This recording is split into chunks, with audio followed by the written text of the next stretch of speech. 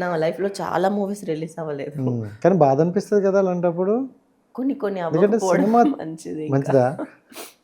ఏదైనా చాలా బెస్ట్ ఇంకా రావాలి అంటే కొన్ని కొన్ని వరస్ట్ వదిలేయాలి కదా!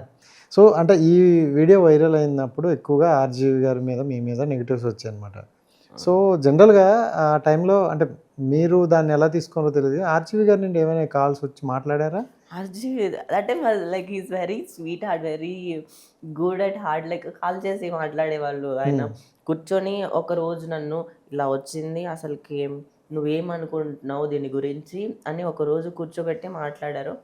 నాకు చాలా లైఫ్ లెసన్స్ నేర్పించారు ఆయన. ఆర్జీవి గారు. ఆర్జీవి గారు చాలా చాలా చెప్పారు ఆయన. Is like very amazing person. కనీసం హగ్ కూడా ఇవ్వరు ఆయన. అలాంటి పర్సన్ తెలుసా? It's amazing.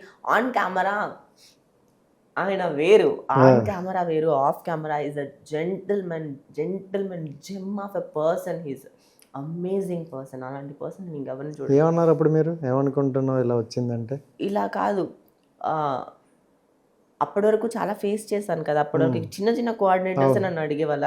I ask him, మీరేమైనా ఎక్స్పెక్ట్ చేస్తున్నారా అని.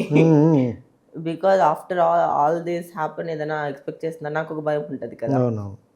నేనేం చేయట్లే అని చెప్పి కనీసం హగ్గు కూడా ఇవ్వలేదు ఆయన.